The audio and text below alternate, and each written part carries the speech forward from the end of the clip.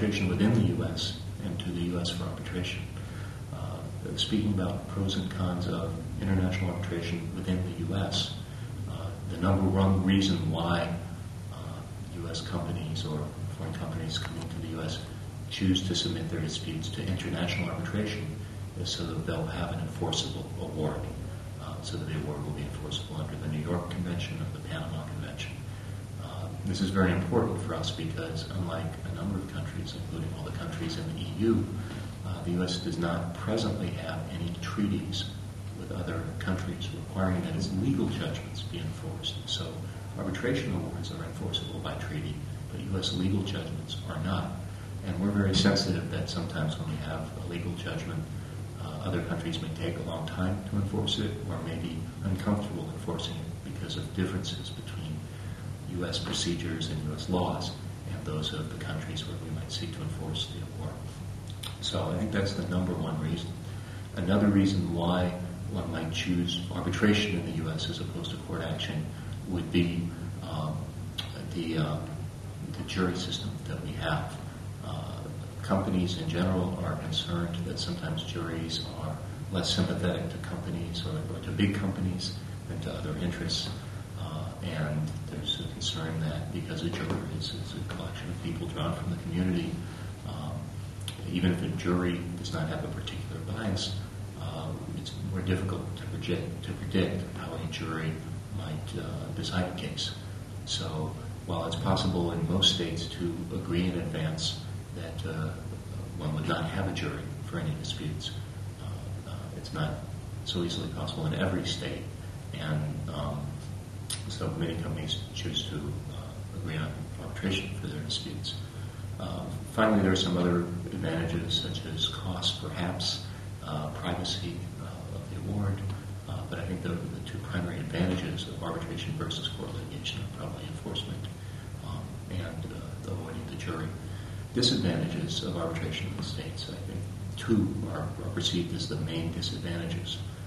One of them has to do with the legal standards and procedures for arbitration. When one chooses arbitration, one does not have a full legal review. You're relying upon the ability of the arbitrator or arbitrators to get it right. And if they make a mistake, you don't have a meaningful appeal. You have very limited standards for overturning the award, particularly in the case of an international arbitration. Another concern, I think, is the fear that the arbitrators will not want to rule completely for one party or the other. And so even if one party is completely in the right, the award may look a little bit more like a compromise between the two positions. This has become less of a concern in recent years, but was more of a concern previously. So those, I think, are the pros and cons of arbitration versus litigation in the U.S.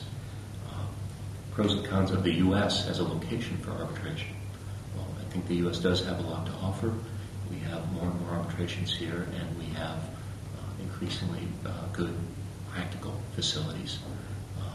We have a number of very good counsel, and more importantly, in most locations in the U.S., foreign counsel are welcome to come in and act as counsel in arbitrations. So we don't have restrictions that some places may have on counsel's ability to act.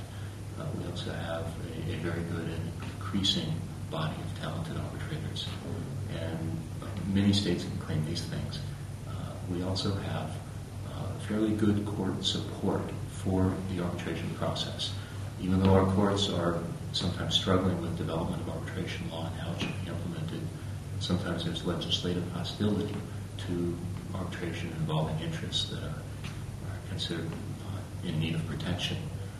The courts do provide support for arbitration by appointing arbitrators as necessary, allowing access to evidence. The court will support an arbitral subpoena of evidence where that's needed for the proceeding. The courts will enforce not only awards but provisional measures in general, and the courts in general will not actively interfere with the arbitration process, which may be the case in some countries, but will support it within appropriate bounds. Disadvantages to the U.S. as a location for international arbitration. Well, I I think we don't have quite the history that some countries have, and our laws are evolving a little bit, and that can be a challenge, I think, for counsel who want to know how every possible set of questions would be resolved in advance. We're still working through some of those questions, although it's getting better every day.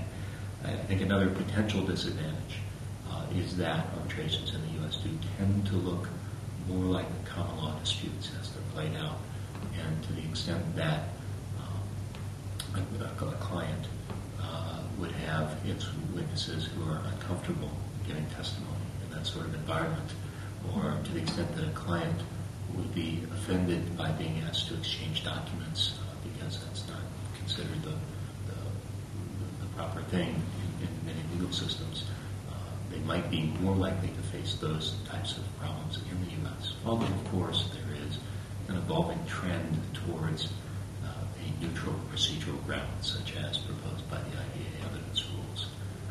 So those, I think, are the main points, both in terms of why arbitrate or not arbitrate in the U.S. and why the U.S. might be better or worse than some